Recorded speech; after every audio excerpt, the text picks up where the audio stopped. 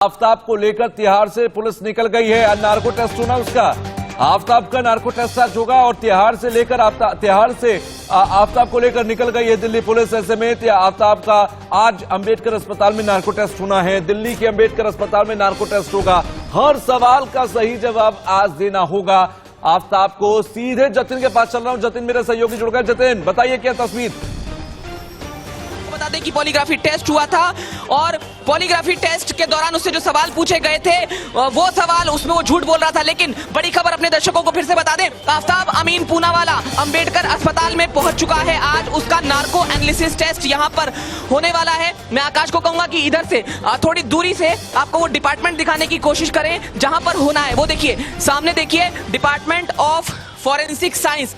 यहां पर अंबेडकर अस्पताल में ये जो डिपार्टमेंट है इसमें आफ्ताब का जो टेस्ट है वो होना है। आकाश आप थोड़ा ऊपर तस्वीरें दिखाइए जिससे हम डिपार्टमेंट दिखा पाएं। ये देखिए डिपार्टमेंट ऑफ फॉरेंसिक साइंस। यहां पर आफ्ताब अमीन पूनावाला श्रद्धा मामले का आरोपी, टुकड़े टुकड़े उसने किए थे श्रद्धा के, और वो यहां पहुंच चुका है और पहले उसका मेडिकल होगा। सामने की तरफ अभी जेल की गाड़ी गई है जिसमें आफ्ताब अमीन पूनावाला आया है। और ये बता दें क्योंकि रोहिणी एफएसएल में जब उस पर हमला हुआ था तो उसके बाद उसकी जो सुरक्षा है उसमें इजाफा किया गया था। और आप दिल्ली पुलिस के जो जवान हैं यहाँ पर देख सकते हैं, पुलिसकर्मी अधिकारी खुद यहाँ पर मौजूद हैं और मॉनिटरिंग कर रहे हैं कि किसी भी तरह की कोई जो पहले जैसी स्थिति है जो एफएसएल के बाहर हुई थी वैसी कोई स्थिति उत्पन्न ना हो। सुरक्षा को लेकर अब विशेष सावधानी जो है वो बरती गई है। एफएसएल के बाहर जो उस रात हुआ जब पॉलीग्राफ टेस्ट के बाद आफ्ताब अमीन पूनावाला बाहर आया था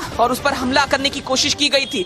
जाहिर है कि आज वो दिन आ गया जब उसका नार्को टेस्ट होना है। ये बता दें कि जो पूरी प्रक्रिया है वो 3 से 4 घंटे की होती है। 10 बजे, ठीक 10 बजे इसी अंबेडकर अस्पताल में सामने फॉरेंसिक जो डिपार्टमेंट है वहां पर आफ्ताब का जो नार्को एनालिसिस टेस्ट है वो शुरू हो जाएगा। 3 से 4 घंटे चलेगा और उससे जो सवाल पूछे जाएंगे बेसिकली ये वो सवाल होंगे जो पॉलीग्राफ टेस्ट में भी पूछे गए थे। लेकिन जतिन आपकी तमाम सोर्सेज से बात हुई होगी। पॉलीग्राफी टेस्ट में ऐसे क्या सवाल थे जिसको टालता हुआ नजर आया था? क्योंकि पॉलीग्राफी टेस्ट में भले ही थोड़ा शातिरपना दिखा सकता था आफ्ताब, लेकिन नार्को टेस्ट में बहुत कम चांसेस होते हैं कि कोई भी उसको फॉल्स प्ले कर पाए इस पूरे टेस्ट के अंदर। देखिए जो पॉलीग्राफ टेस्ट होता है उसे लाई डिटेक्टर टेस्ट भी कहते हैं।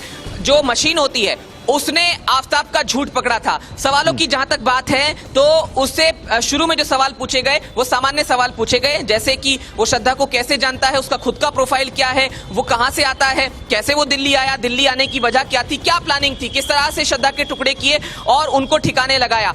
ये इनमें से कई सवालों पर जिसमें श्रद्धा से रिश्तों को लेकर सवाल था या दूसरी लड़कियों से जो रिश्तों को लेकर सवाल था उस पर उसने झूठ बोला। लेकिन कल हमने इंडिया न्यूज ने जो लिस्ट है पूरी दिखाई सवालों की और जवाब की, तो उसने पॉलीग्राफ टेस्ट में ये माना कि उसने ही श्रद्धा का कत्ल किया है। 18 मई को कत्ल किया है। दिल्ली आने का मकसद भी यही था। महाराष्ट्र से प्लानिंग बना ली गई थी और ये कहा कि उसके पिता या परिवार का कोई इन्वॉल्वमेंट इसमें नहीं है। लेकिन आपने बिल्कुल सही कहा कि वहां पर तो वो क्योंकि कॉन्शियस स्थिति में होता है जब पॉलीग्राफ टेस्ट होता है, लेकिन कुछ सेंसर जो हैं वो काम कर रहे होते हैं और जब वो झूठ बोलता है तो वो सेंसर उसे पकड़ लेते हैं मशीन के जरिए। मैं चाहूंगा कि आप तस्वीरें दिखाएं उस डिपार्टमेंट की, एक बार फिर से तस्वीरें दिखाएं जो आपने तस्वीर दिखाई थी उस डिपार्टमेंट को एक बार फिर से दिखाएं जहां पर आफ्ताब इस वक्त मौजूद है।